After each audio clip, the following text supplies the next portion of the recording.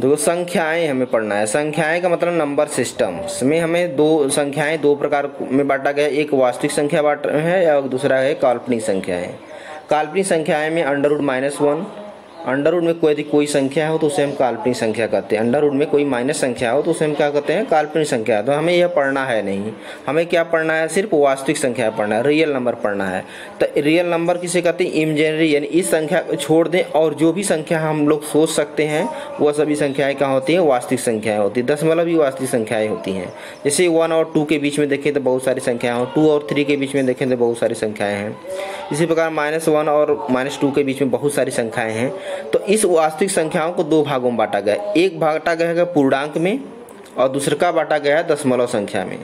तब पूर्णांक संख्याएं जो पूरा अंक हो, जैसे 1, 5, 7, ये सब क्या है, पूरा अंक है। तो ऐसी संख्याओं को हम क्या कहते हैं, पूर्णांक कहते हैं। अब दशमलव संख्या के बारे में हम लोग पढ़ना है, क्योंकि 1.3 जो अध्याय है आप लोगों का 1.3 है, इसी दशमलव संख्या पर ही आधारित है।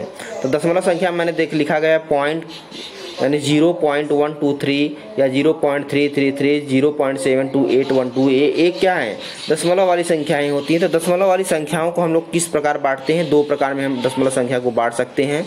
पहला हमारा है पुनरावृत्ति वाला संख्या और दूसरा का है नान पुनरावृत्ति वाला संख्या।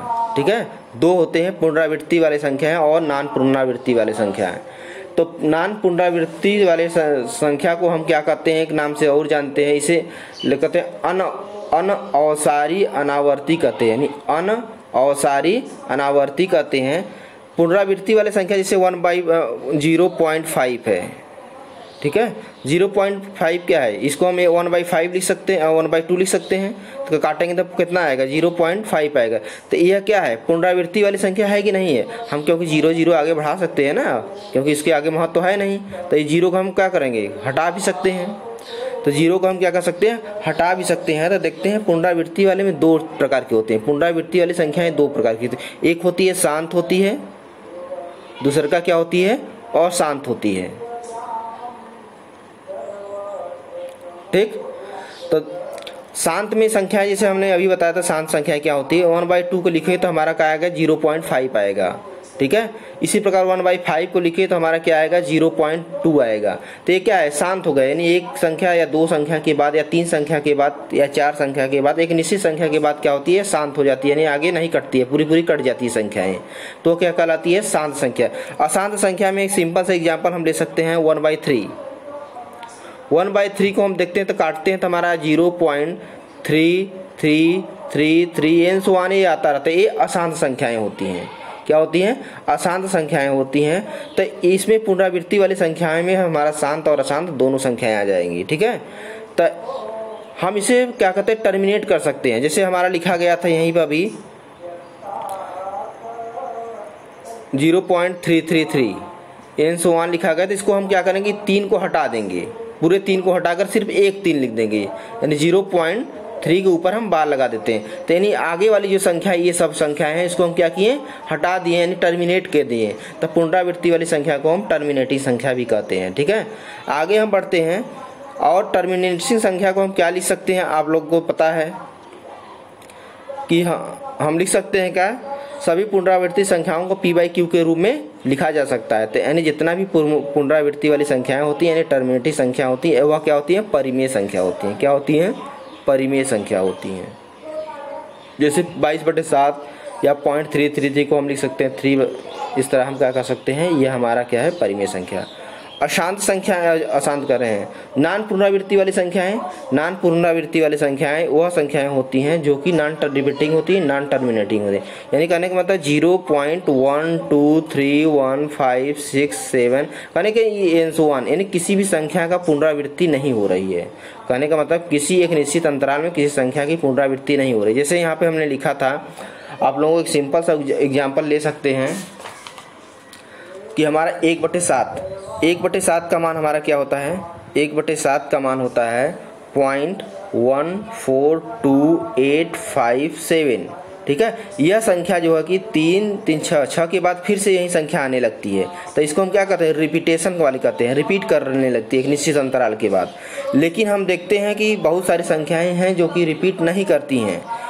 बहुत सारी संख्याएं जो होती है रिपीट नहीं करती हैं। जैसे अंडर रूट में हम कोई संख्या ले लें, अंडर रूट 2 का मान जो हम निकालेंगे तो हमारा कितना आएगा, देखेंगे 1.4142135623 यानी इसी तरह बहुत सारी संख्याएं आएंगी और यह टर्मिनेटिंग नहीं होती हैं, इन्हें हम टर्मिनेटिंग नहीं कर। जितनी भी नॉन पुनरावृत्ति वाली संख्या होती हैं उसे हम क्या कहते हैं, अपरिमेय संख्या कहते हैं।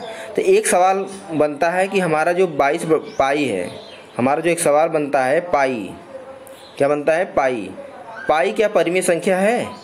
नहीं है, क्योंकि पाई अपरिमेय संख्या में आता है, ठीक है, क्योंकि पाई का मान एक्चुअली कैलकुलेट किया जाता है 3.1415 में एंड बहुत सारे होते हैं। अब 22/7 की बात करें तो यह एक परिमेय संख्या है, क्योंकि p/q के फॉर्म में देख रहे हैं लिखा गया है, ठीक है, denominator is not equal to 0, तो इसे हम क्या कहते हैं, परिमेय संख्या कहते हैं। तो 22/7 क्या हुआ, परिमेय संख्या हुआ। तो ये निश्चित संख्या के बाद क्या होता है, इसका रिपीटेशन होने लगता है। अभी देखा 1/7 का रिपीटेशन 6 अंकों के बाद हो रहा है, तो उसी में 22 से गुणा कर देंगे तब पर भी वही चीज़ आएगा। तो कहने का मतलब हमें इन्हीं के बारे में पढ़ना है जो 1.3 का आप लोगों का अध्याय है। अगर हमें जनरली देखा जाए तो ए और बी के बीच कितने परिमेय संख्याएं होती हैं, तो ए और बी अगर कोई संख्या मान लेते हैं, दिया गया 0 1 2, तो पूछ दिया जाए 1 और 2 के बीच कितने परिमेय संख्याएं हैं, तो ए और बी के बीच अनंत अपरिमेय संख्या, अनंत परिमेय और तथा अपरिमेय दोनों संख्याएं होती हैं। किन्हीं भी दो संख्याओं के मध्य असीमित यानी अनंत परिमेय तथा अपरिमेय संख्याएं होती हैं, ठीक है। तो परिमेय संख्या जनरली हम लोग निकालते हैं कि देखा जाए ए और बी के बीच परिमेय संख्याएं कितने हैं, तो हम जनरली करते हैं क्या, ए के प्लस बी बटे के प्लस 1, के बराबर 1 2 3 रखते चले जाएंगे, हमारा उनके बीच परिमेय संख्या मिलता जाएगा। ए और बी क्या है, संख्या है, 3 और 4 के बीच, तो यहाँ 3 रखेंगे ए की जगह और बी की जगह 4 रखेंगे। हमें एक परिमेय संख्या निकालना है तो के बराबर 1 रखेंगे, दो परिमेय संख्या निकालना है तो के बराबर 1 और के बराबर 2 रखेंगे। इसी प्रकार हम निकाल सकते हैं।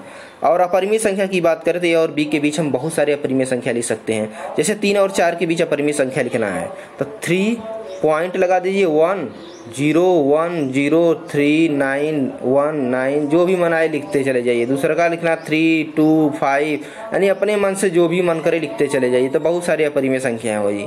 तो आप लोग शुरू में सर पढ़ाए होंगे तो आप लोगों को अच्छे से जानते होंगे। आगे हम आते हैं पूर्णांक में। तो पूर्णांक भी बहुत महत्वपूर्ण है। पूर्णांक कितने होते हैं, 3 प्रकार के पूर्णांकों को बांटा गया है। पहला होता है धन पूर्णांक, जो भी धन पूर्णांक को i प्लस से लिखते हैं, 1 2 3 एंड सो ऑन, ये धन पूर्णांक होते हैं। और दूसरा का होता है ऋण पूर्णांक, जो माइनस वाले टर्म्स होते हैं, -1 -2 -3 एंड सो ऑन इनफाइनाइट। और जीरो की बात करें, जीरो न ही पूर्णांक है, जीरो न ही धन पूर्णांक है, न ही ऋण पूर्णांक है, लेकिन पूर्णांक है जीरो। बस क्या है, कोई पूछ दे जीरो कैसा पूर्णांक है तो बता देना कि न तो धन पूर्णांक है न ही ऋण पूर्णांक है, ठीक है। अगर हम धन पूर्णांक को प्राकृतिक संख्याओं का समुच्चय कहते हैं, जो धन पूर्णांक है इसको हम प्राकृतिक संख्याओं का समुच्चय कहते हैं, n बराबर i+। अगर हम इसी n में जीरो इंक्लूड कर दे, यानी नेचुरल नंबर यानी प्राकृतिक संख्या में जीरो अगर इंक्लूड कर दे तो हमारा क्या बन जाता है, पूर्ण संख्याओं का समुच्चय बन जाता है।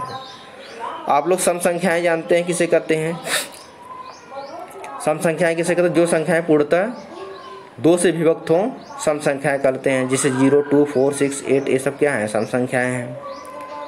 आगे विषम संख्याएं किसे कहते हैं, जो 2 से विभक्त न हो उसे हम क्या कहते हैं, विषम संख्या कहते हैं। 1 3 5 7 एंड सो ऑन, ये सब विषम संख्याएं होते हैं।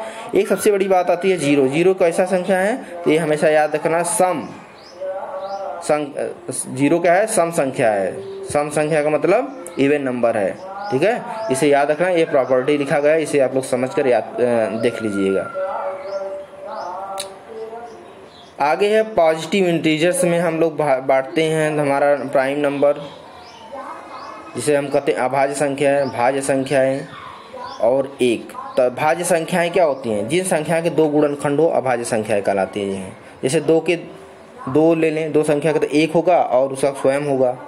3 ले लें तो 3 का 1 गुणनखंड होगा और 3 खुद स्वयं होगा, ठीक है। तो इस तरह हम कर सकते हैं अभाज्य संख्या। भाज्य संख्या है जिस संख्या के 2 से अधिक गुणनखंड हो, जैसे 4 ले ले, 6 ले ले, 8 ले ले, 9 ले लेंगे, तो इसमें क्या है, 1 तो है ही है, 4 का जैसे मान लेते हैं 2 है, 4 भी है, तो कहने का मतलब 2 से अधिक गुणनखंड है तो यहाँ भाज्य संख्या कहते हैं। 1 की बात करें, 1 न ही अभाज्य संख्या है, न ही भाज्य संख्या है। तो 2 इसमें एक सम अभाज्य संख्या है। पूछा जाए 2 कैसी संख्या है, तो एक सम अभाज्य संख्या है, ठीक है। आगे बढ़ते हैं। 1 से 50 तक कुल 15 प्राइम नंबर होते हैं, 50 से 100 तक 10 प्राइम नंबर होते हैं। तो इसलिए 1 से लेके 100 तक कितने प्राइम नंबर होंगे? 25 प्राइम नंबर होंगे। आगे है सहअभाज्य संख्याएं। दो अभाज्य संख्याओं का समुच्चय सहअभाज्य कहते हैं। कोई दो अभाज्य संख्या ले लीजिए, तो 2, 3, 7, 11 इनका क्या हो जाएगा? अभाज्य संख्या का यानी सहअभाज्य कहलाएगा। तो आप लोगों को इतना ही महत्वपूर्ण था। आगे है अपेक्षित अभाज्य संख्याएं। तो कोई भी दो समुच्चय ले लें जिसका HCF 1 आए तो वह क्या कहलाएगा? अपेक्षित अभाज्य संख्या। एक कहते हैं रिलेटिवली प्राइम नंबर। तो एग्जाम्पल दिया है, इसको आप लोग समझ कर लिख सकते हैं।